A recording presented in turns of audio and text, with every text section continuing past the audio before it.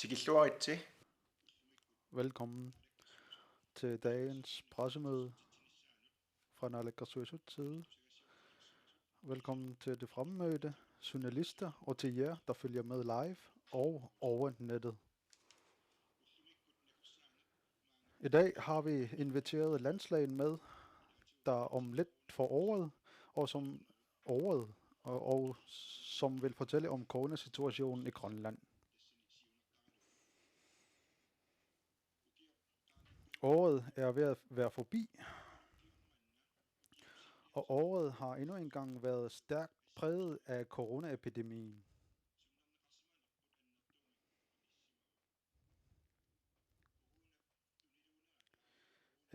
Epidemien har præget vores hverdagsliv med venner og familier.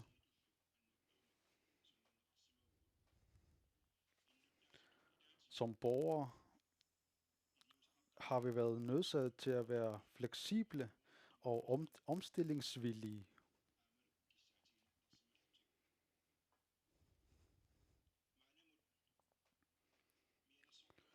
Og selvom vi tager flere forholdsregler end nogensinde før, så kan vi se, at når uheldet er ude, så går det hurtigere med smittespredningen.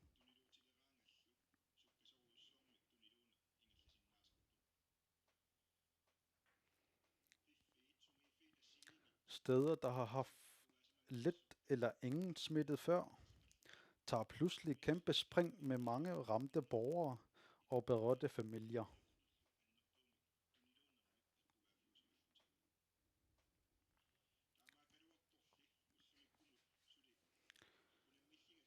Men uheldigvis er der igen i år konstateret en ny variant lige op til jul.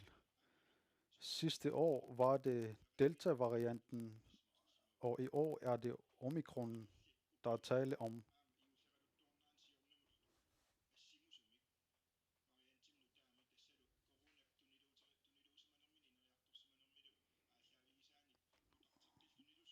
Og coronavirusen har udviklet til en nyere.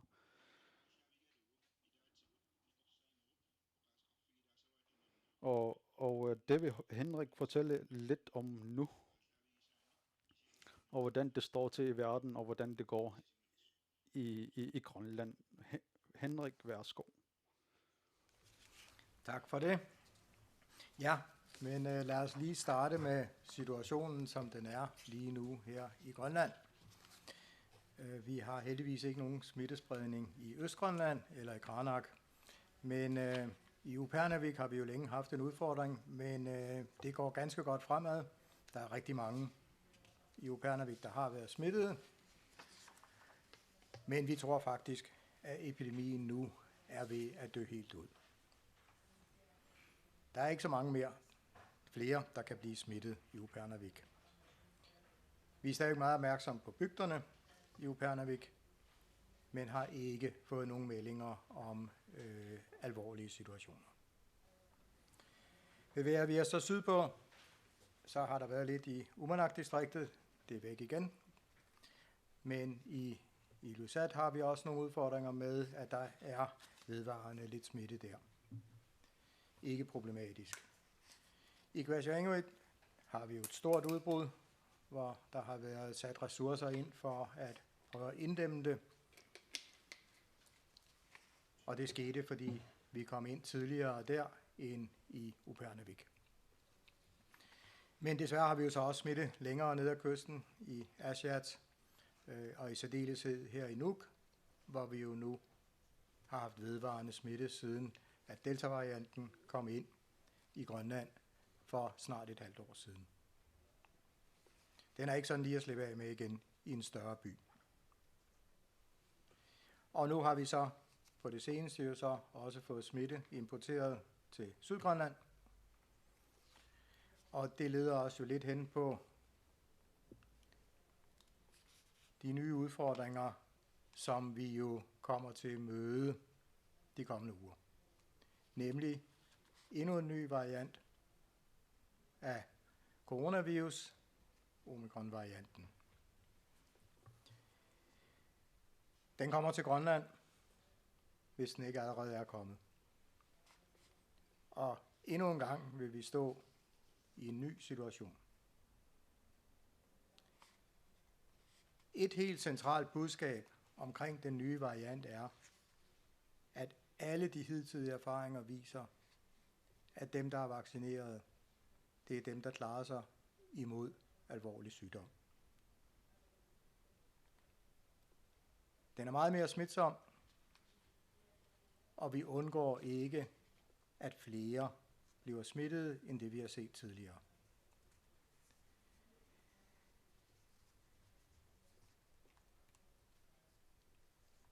Og der er ingen tvivl om, at med alle de julerejsende, der jo kommer fra nu af, så vil der være smitte, som bliver bragt ind til byer og bygder i Grønland. Det er den situation, vi må være forberedt på, og som vi også har lavet en række tiltag, som skal gøre, at smittespredningen begrænses. Så man kan sige, at det er en situation, hvor det centrale budskab er, at den smitter meget mere. Man bliver formentlig ikke så syg af den, eller der er færre, der bliver alvorligt syge af den. Men der kan jo alligevel nå at blive mange syge, hvis den er så meget mere smitsom og vil brede sig i langt større omfang, end vi har set med de hidtidige varianter.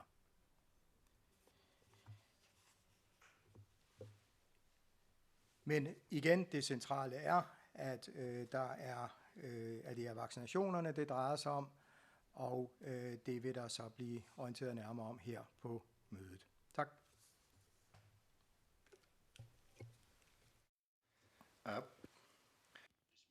Ja, ud fra erfaringerne ved vi, at situationen kan eskalere hurtigt. Ikke kun her i Grønland, men specielt også ude i verden. Derfor anbefaler vi påpasselighed, når man rejser på juleferie, hvor der er store sammenhold, og hvor der er større samlinger under juletiden. Og der vil være rigtig mange, der rejser under juletiden. Og den julen nærmer sig hurtigt. Derfor vil jeg gerne opfordre alle borgere til at passe på, uanset om vi rejser ud eller ind, eller inden for Grønland, så vil jeg opfordre alle borgere til at være påpasselige og hjælpe til inddæmningen af coronasituationen her og smittespredningen. Og ud fra Henriks Landslægens ord vil vi også opfordre fra Naalakkersuisut til at tage boostervaccinen og være en del af dem, der tager ansvaret for at inddæmme smittespredningen og at borgerne tager imod tilbud om det 3. boostervaccine. Og i forhold til boostervaccinen vil Naalakkersuisut for Sundhed fortælle noget mere om nu. Værsgo, Kirsten. Tak for det. Som Henrik har været inde på, forventes det, at den hastigt fremvoksende omikron-variant vil give anledning til et stort antal smittede. Baseret på de internationale erfaringer fremrykkes 3. stik, også kaldet boostervaccinen.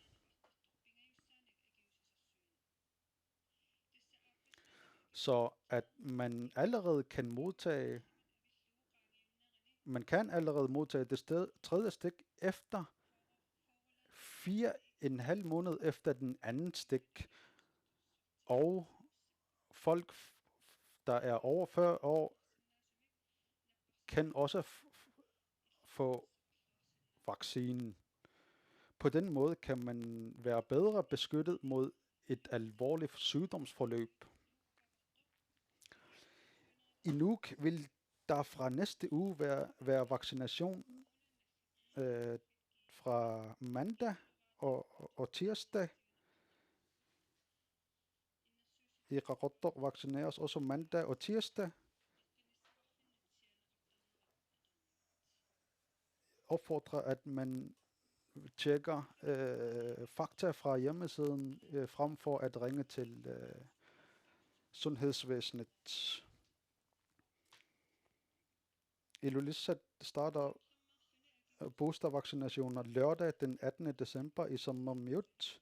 Læg mærke til, at der er aldersfordeling på, hvad tidspunktet er.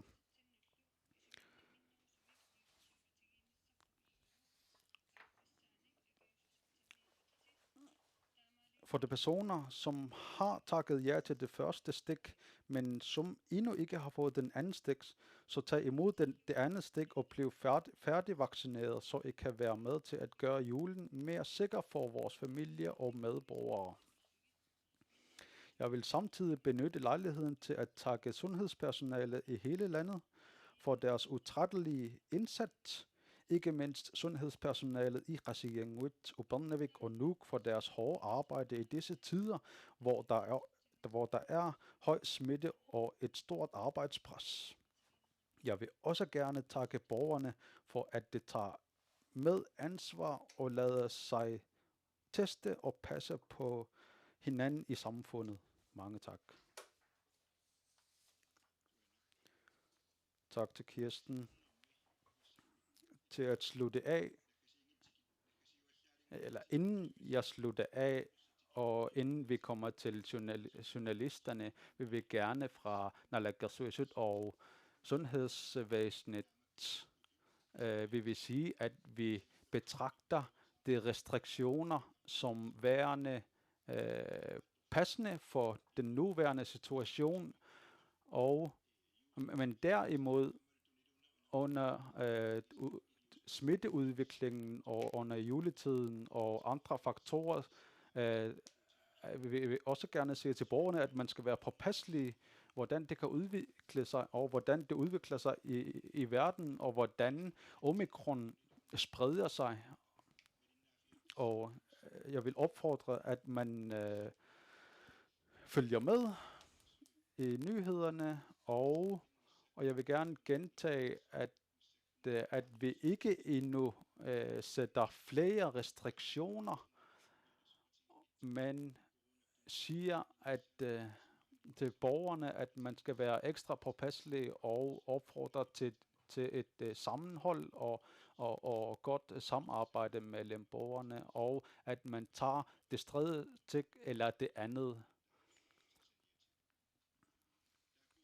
Det var det, vi vil bringe ud til jer. Så til at slutte af, er der mulighed for spørgsmål fra journalisterne. Vi starter fra Merete. Værsgo. Tak for det. Jeg vil gerne starte med at høre om, hvordan I tester i forhold til denne her omikron-variant. Sidst vi afventede svar på Delta-varianten, skulle testsendes til Danmark, før man kunne beslutte, hvilken variant der var tale om. Ja, vi har ikke nogen mulighed for at påvise, hvad det er for en variant, der er i Grønland. Vi er stadig afhængige af at sende dem ud af landet, men det er heller ikke afgørende, fordi indtil videre er strategien fortsat at afbryde mest muligt af smittespredningen i Grønland ved at teste, isolere smittede og have kontakter i karantæne, hvis de er uvaccinerede.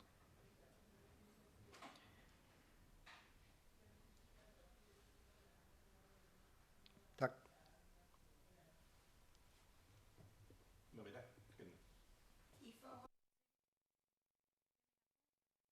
Får den så indvirkning på coronapasset, hvor man på nuværende tidspunkt skal have 2 stik for at have et gyldigt coronapas?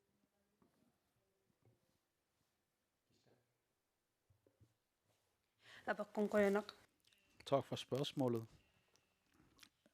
indtil nu, hvordan coronasituationen er. Er det et krav, at man er blevet vaccineret med 2 stiks? Hvis der er andre nyheder, så vil vi melde det ud. Så kommer vi til Naja. Manakut. Nu har lige Henrik sagt, at man i Upernavik, i Ilulissat, hvor der er mest smittespredning, hvor mange ansatte er der i det sundhedsvæsenet? Er der tal på, hvor mange der er? Jeg går sådan.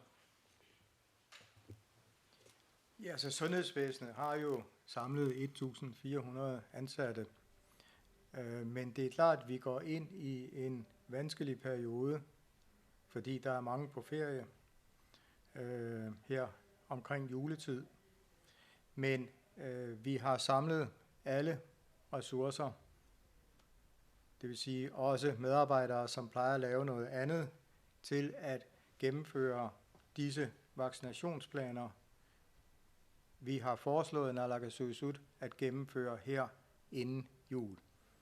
Og der er nu planer, og de vil blive gennemført, som det er meldt ud. Vi har sikret, at der er det personale, der skal til, for at disse ambitiøse planer kan effektueres, så vi på den måde kan sikre så store grupper som muligt imod at blive alvorligt syge, og at der bliver voldsom smittespredning.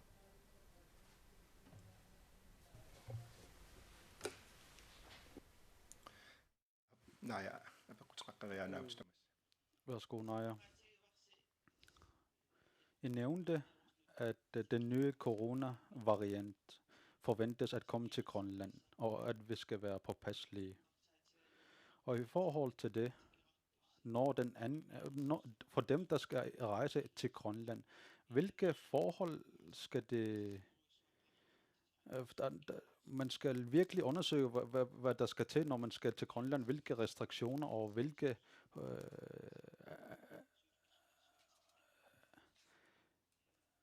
forhold skal man være klar over. Hvilken krav gælder, hvis man skal indrejse til Grønland og videre til de mindre byer eller bygder? Kan man sige noget konkret mere om det? Værsgo, Naalakkersuisut.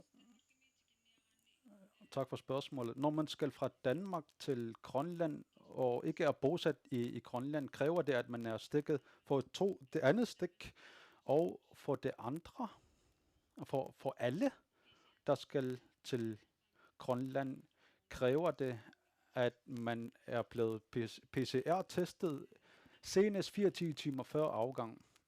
Og det vigtige del er, at efter man er blevet testet senest 48 timer, at man ikke blander sig ikke at man blander sig til blandt folk, så at man ikke bliver smittet. Hvis man er fuldt vaccineret, eller man er blevet immun, inden for det andet uge, eller indtil 3 måneder, bliver man anses for at være immun. Så det kræver, at man er fuldt vaccineret, eller er blevet CPR-testet. Det gælder for alle indrejsende, og at man har et mundbind, og yderligere informationer kan findes på nun.gl.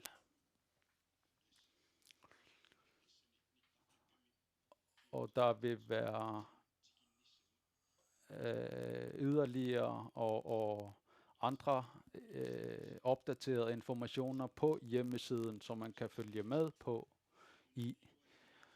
Og derudover, at når man ankommer til Grønland,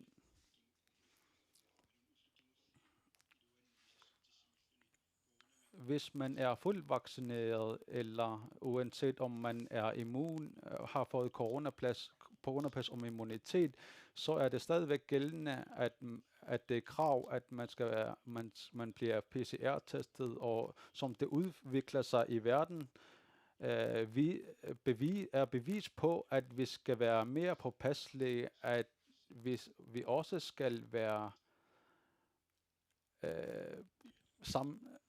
sammen om at følge alle restriktioner.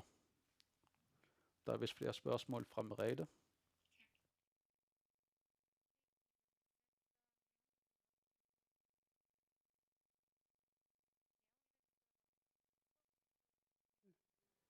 Det meste af tiden. Ved du noget om, hvordan man ligesom har formået at holde smitten fra at sprede sig, ligesom det er sket i de andre større byer i landet?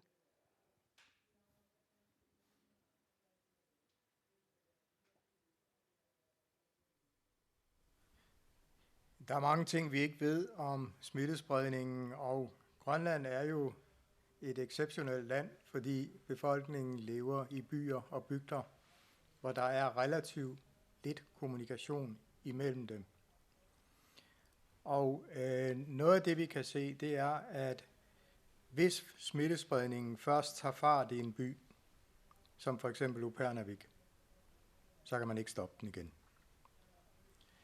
Hvis man får fat i den tidligt og tester meget, som det for eksempel skete i Sisimiut, så lykkedes det faktisk at lukke smittespredningen ned, selv i en relativt stor by som Sisimiut. Og det er klart, at regionsbyerne har den fordel, at de kan teste på stedet. I for eksempel Qasigiannguit, der har vi været udfordret ved, at mange af testene skal transporteres til Nuuk. Det gør, at vi hele tiden kommer bagud i isolation og karantæne. Og så er der større risiko for, at det løber stærkt. Og så er der nogle tilfældigheder, som har gjort formentlig, at det har udviklet sig forskelligt rundt omkring.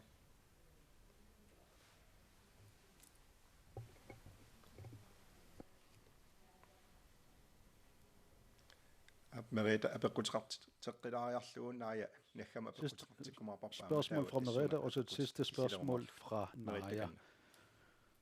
Merete, værsgo. Der har været så mange smittede. Kan man begynde at tale om det her koncept med flokimmunitet? Og i så fald er det nærmest det første sted i verden, man kan det? Eller hvordan ser den situation ud?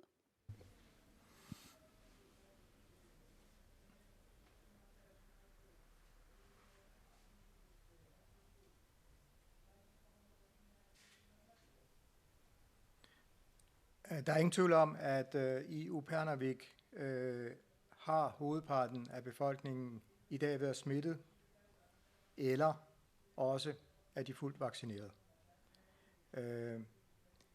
Det ved vi på nuværende tidspunkt ikke med sikkerhed, og om der senere vil blive lavet undersøgelser, det ved jeg ikke på nuværende tidspunkt, men det vil man jo kunne undersøge, hvem der faktisk har været smittet. Men der er ingen tvivl om, at det er et eksempel på, hvad der sker i en by af den størrelse, hvor der kun er én skole, som i høj grad bar smitten i begyndelsen, og nogle ganske få institutioner. En sådan by, den er ikke større, end at alle, direkte eller indirekte, stort set alle, har kontakt med hinanden. Og så er erfaringen, at selv med Delta kan man ikke stoppe det. Og vi må forvente, at når Omikron-varianten den når frem, og det gør den, så vil der kunne opstå meget hurtige udbrud i de mindre byer. Tak. Nej, Naja fra Koina, værsgo. Jeg har et spørgsmål vedrørende vaccination. Med hensyn til det tredje stik, anbefaler I, at vi tager den. Hvilke foranstaltninger har I foretaget for at sikre, at de fleste tager det tredje stik? Og hvilke planer har I at få børn under 12-årige bliver vaccineret? Værsgo fra Naalakkersuisut for sundhed, så kan Henrik også supplere efterfølgende. Værsgo. Tak. Vi har en kampagne med i forhold til at tage vaccination, og videoen er man fuld i gang med at lave, og anbefalingerne er, at man foretager flere eller mere kommunikation og dialog omkring vaccination og taler om fordele med vaccination, så jeg anbefaler og at man taler mere om vaccination, og vi starter snart med kampagnen snart. Og hvis landslægen har noget at supplere med, værsgo. Ja, det er klart, at i den her situation skal der laves nogle valg, og den faglige indstilling til Naalakkersuisut har været at prioritere boostervaccinationerne til børn. Vi havde egentlig tænkt, at vi kunne vente til efter nytår, men vi ændrede anbefalingen og prioriterede at få vaccineret alle på 40 ældre med boostervaccinen, fordi det er den gruppe, der kan risikere at belaste sundhedsvæsenet. Vaccination af børn har primært til formål at begrænse smittespredning. Men vi må også reelt set sige, at vi står i en ny situation nu. Og den tankegang, der var for bare få uger siden, den var baseret på Delta-varianten. Om den samme situation gør sig gældende med Omikron-varianten, det ved vi ikke endnu. Så derfor er der lavet de prioriteringer i vores anbefalinger. Vi kunne ikke gøre det hele på én gang.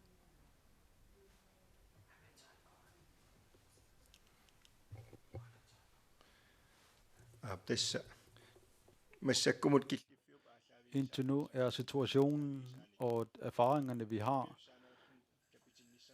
anbefaler vi og opfordrer vi, at man tager det tredje, og vi har fremskudt det tredje stik, og for at sikre, for at beskytte over 40-årige, og selvfølgelig for dem, der ikke har endnu fået første eller andet stik, er det selvfølgelig også en mulighed for dem.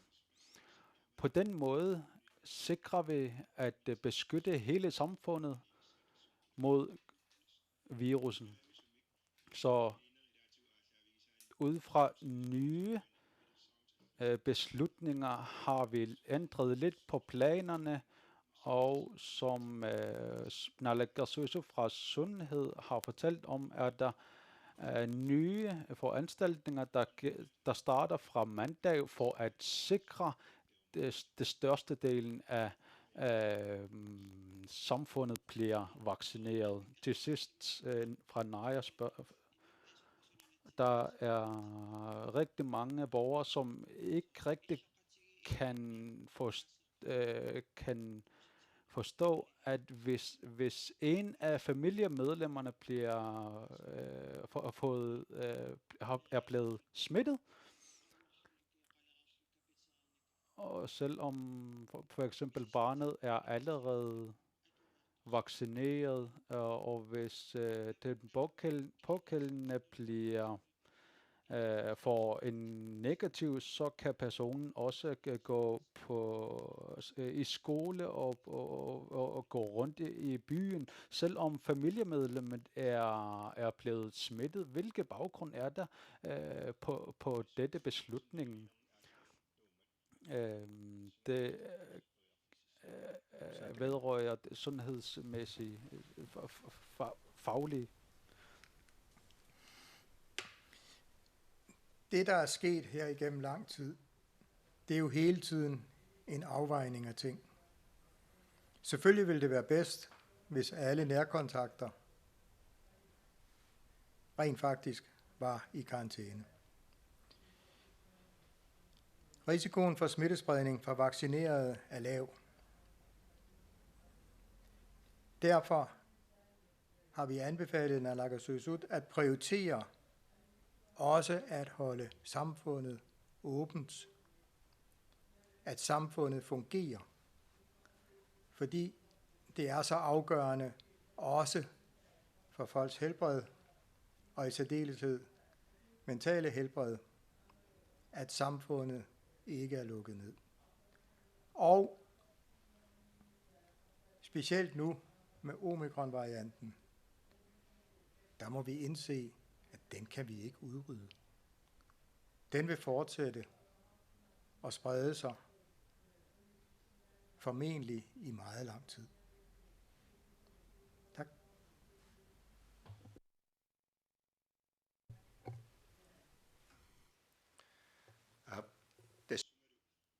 Ja. Vi skal til at slutte af med pressemødet. Nu nærmer vi os det mørkeste tid af året, og i juletiden er der meget sammenhold med familie og venner. Jeg vil ønske, at vi vil få det bedste ud af julen og få al den kærlighed, vi kan have. Og derudover skal vi også passe på hinanden for at inddæmpe coronasituationen og være med til at sikre, at der ikke er en stor smittespredning. Jeg vil ønske alle borgerne til at fejre det mørkeste det 21. december og rigtig god jul til alle sammen. Tak.